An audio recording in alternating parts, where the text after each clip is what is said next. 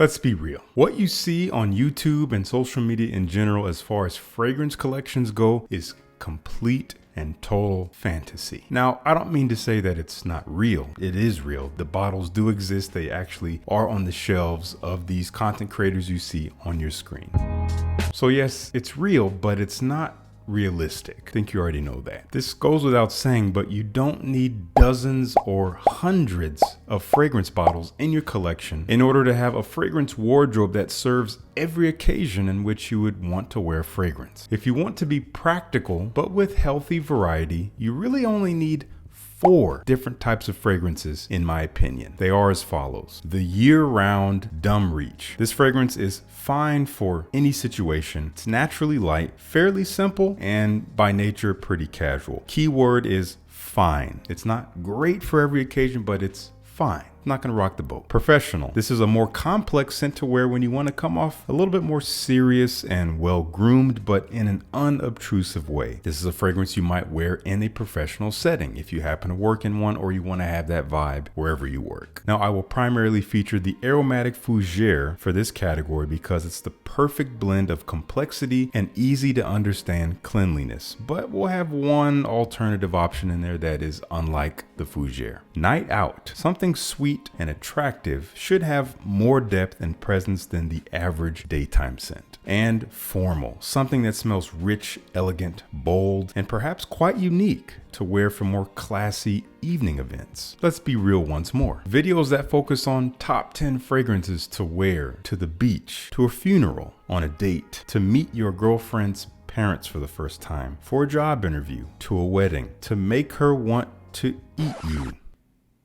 These are all just little expansions on one of the 4 categories, but this is totally fine because you have more than one collared button-down shirt, more than one type of jeans you might wear, more than one style of tennis shoe, etc. You get the idea. Having variety within broad categories provides you with a way to wear for the occasion, but in a way that suits your ever-changing moods as a human being. In this video, I'm simply going to share 3 fragrances for each of the 4 categories. For you math heads out there, 12 fragrances. Now, in my opinion, the categories themselves matter a lot more than the recommendations I'm going to fill them with. You're welcome to fill them with whatever fragrances suit your taste. All I'm doing is trying to encourage you to have a little bit more functional compartmentalization in your fragrance wearing, if you're interested in that. However, if you are looking for some recommendations, some suggestions, some ideas to start with, I have some good ones for you to check out and they will be linked down in the description. So let's dive right into it. We're gonna start with our year-round Dumb Reach category. I have a sentimental tie to this fragrance. You may not love it, you may not care for it, that's fine. I still think it's a solid scent. There's a reason why it's still being sold today after almost 20 years on the market. From YSL, this is L'Homme, the original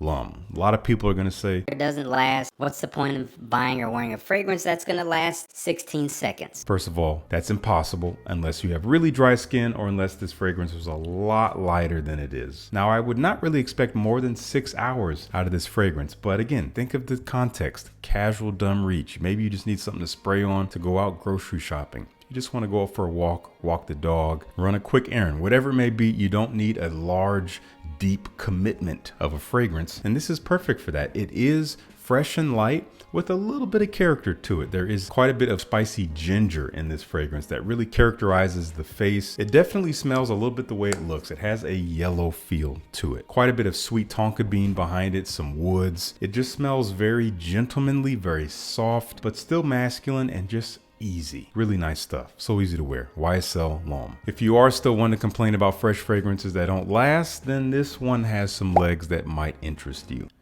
That was weird. Blue Agave from Precious Liquid. This is a fresh scent with body. On the surface, very simple.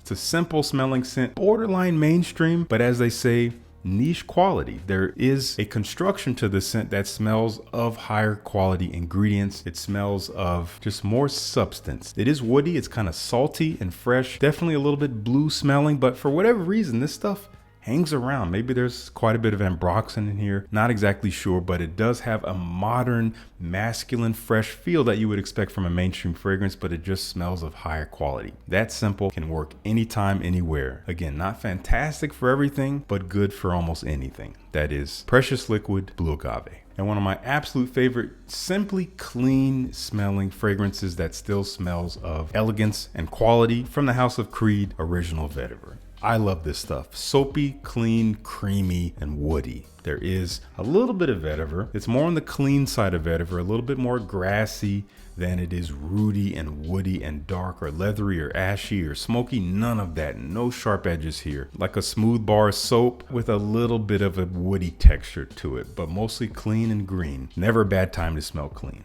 That is Creed Original Vetiver. Let's move into the professional category. As I said, I have a couple fougères here. One of the three is not, but two of them are. And this first one is a beautiful modern fougère that I have not talked about in a while, and to be honest, haven't really worn in a while. Unfortunately, simply due to the placement of my collection in terms of where this sits and on my shelf, I hardly reach for it. I often forget about it, but it is a special take on the genre. From Zaharoff, we have Signature Pour Homme, a unique modern take on the fougère, but still easily accessible, very clean smelling, gentlemanly, characterized by clean soapy lavender. But it has much more going on underneath than you would expect. There's a little bit of oud in here, which I feel like has gotten a little bit stronger out of my batch, out of my bottle. I've had this bottle for several years now, and it's really just had time to mature. The base notes have simply gotten beefier. It's just a rich fougère that's still fresh and elegant. A little bit of pear in there, which is a very interesting addition to a fougère. Kind of a sweet fruity quality, but it is tucked away in that lavender. It's still mostly a lavender soapy forward scent, so you gotta like lavender. Maybe some sandalwood, some spices, a beautiful combination of interesting and versatile, but perfect for professional settings. Zaharoff Signature Pour Homme. Up next we have a classic, I believe from the early 2000s.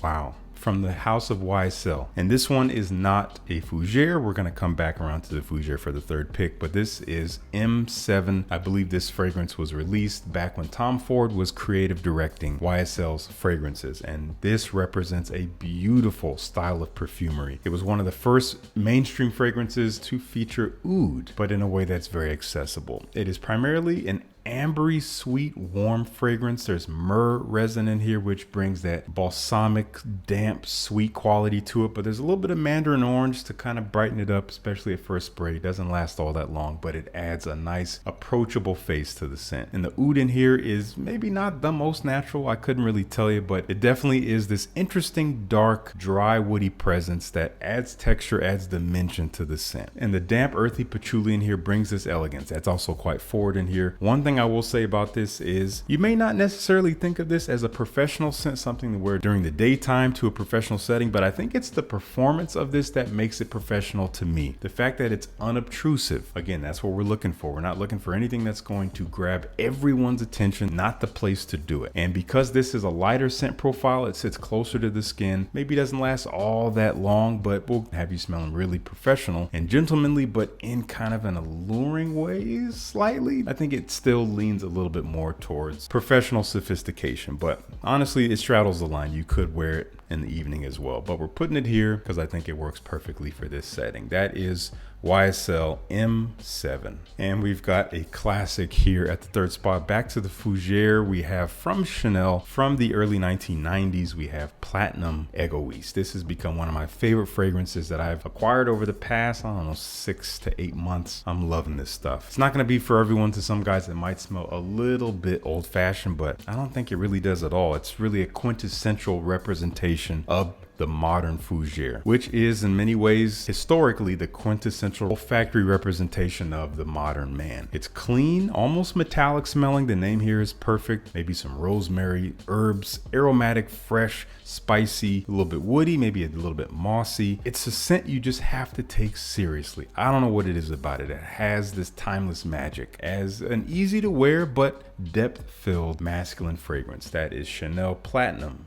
Egoiste. Night out fragrances. Again, we're looking for maybe a sweetness, a richness, a depth, more so than your average daytime freshie. You can get away with slightly more bolder profiles, but we're going to save the boldest for the next category. Ummagumma from the house of Fzotic. If you go on Fzotic's website, man, beautiful. And you look at this fragrance, they have a category called occasions, and they basically tell you their suggestions for the best place to wear a fragrance like this. And they do say something along the lines of a night out with good friends or good company, maybe drinks, something like that. I think it's perfect for that, but this has a little bit more personality than you might expect from your average night out fragrance. I could have included stuff from Paco Rabanne or from Viktor and Rolf or from Zaharoff, but I decided to go with this because it's just more interesting. Now, this is a tobacco labdanum forward fragrance. It's kind of dark, earthy, sweet, warm, sticky, brown smelling, but with this beautiful chocolate feel draped on top. It's rich, it's dry and smooth at the same time. It's one that if you don't spray it too much, boy, this draws people in. This is an intriguing scent personality. Perfect for a night out. May not be a go-to for the younger guy out there who just wants to appeal to the younger women, but you never know. What matters the most is that you love the fragrance, and if you do, then you're going to wear it with confidence. And at the very least, please don't overspray it. And most people are going to enjoy what you have on, even if they don't say anything. So guys, just be considerate with your sprays and you might have more luck out there, so to speak. This is Ummagumma from the house of Fzotic. We have a pretty rich profile here in terms of its presence, but I still think it's quite easy to understand. It's not the most unique thing out there, but it is special. This is from Alghabra. It's called Eye of Seven Hills. This is a gorgeous tobacco, whiskey, vanilla, saffron. It smells like a richer, more complex version of Initio Side Effect. I prefer this to Side Effect 100 times over. That's just me. It's mouth-watering. It's succulent. It is a powerful scent, as I said, so be considerate with the sprays. I would spray this no more than 3 to 4 times for the evening. If you're gonna go 4, I would make sure you're gonna be outdoors in small warm rooms. This might become a little sickly. You have been warned, but it's beautiful stuff. Totally worth a sample. I'm gonna link to a sample down below. Check out Eye of Seven Hills from Alghabra and let me know if you've already tried it and enjoyed it. And this is one of my absolute staples for a night out fragrance. One that is easy to understand, easy to love, easy to get next to, but has a good amount of interest to it all at the same time. From Micallef DesirToxic. This is the original. I do have the L'Intense. Micallef sent it to me recently. So far, based on my one wearing with the L'Intense, I still prefer the original. The L'Intense might actually be a little bit better for warmer evenings, which is not what I expected, but I will report back because again, I need to get to know it better. But right now, this guy is one of my absolute favorite suggestions for a night out fragrance that smells alluring, smells intoxicating, but has some substance to it. This is sweet and warm and spicy. I get lots of cardamom, you get warm cinnamon, I get this dark fruity quality from black currant, and what really makes this fragrance interesting is the cannabis. Now don't be turned off by that. It does not smell like bud. It just has a little tiny bit, very subtle, of this slightly pungent green earthy quality, and it just adds personality. I think without it, it would be kind of boring and kind of basic, so it really sets it apart in that way. And it has a rich base of oak moss and resins and musk. It's beautifully built from the top down. It just smells sexy, but not like everything else, not run of the mill. That is DesirToxic. And the final category, the formal category. This is again for those bold, unique, elegant, luxurious smelling fragrances that might smell expensive because maybe they are, and they're scent profiles that are going to have you stand out from the crowd. This is not blend in material. You want to blend in, you reach for one of the easy dumb reaches if that's what you really want to do on a formal evening out. The first one up here is called Incident Diplomatique. This is an oddball choice for this category. A lot of time you would expect more dark, rich, sweet profiles for something like this, but this one is not really any of those. It is bold, it is strong, but it's more of a woody